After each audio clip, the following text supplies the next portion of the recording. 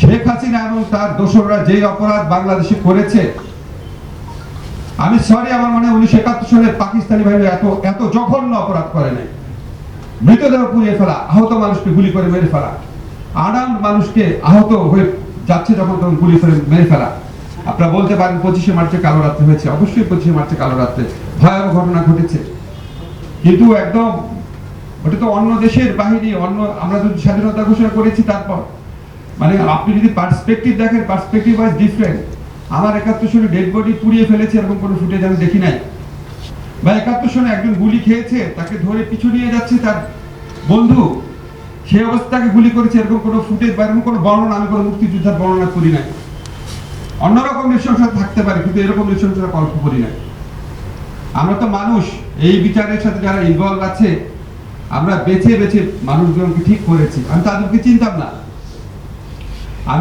চিনতাম না, তাজুলকে যখন চিফ প্রসিকিউটর করা হয়েছে, অনেক মানুষ আমাকে বলেছে তাজুলকে কেন দিচ্ছেন, কন্ট্রোভার্সি হবে। আমি কিসের কন্ট্রোভার্সি? আমার দরকার এরকম লয়ার যাকে 1000 কোটি টাকা দিয়ে কিনতে পারবে না। সরি, অনেক বড় বড় লয়ার আছে, আমার এই আস্থা নাই তাদের প্রতি।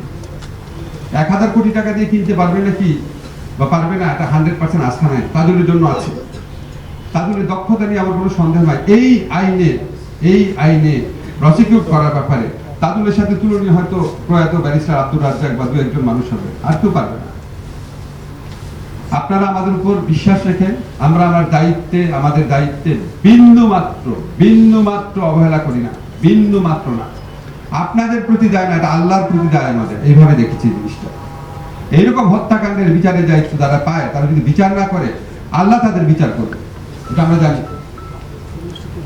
আর আপনারা অনেক টাইম ফ্রেমের কথা বলেন, ধরেন তাজুল আজকে বলেছে ডিসেম্বরের মধ্যে, আমিও একবার ভেতরে যে অগ্রগতি জানি অ্যানালাইজ করে বলেছিলাম হয়তো অক্টোবরের মধ্যে পাবো।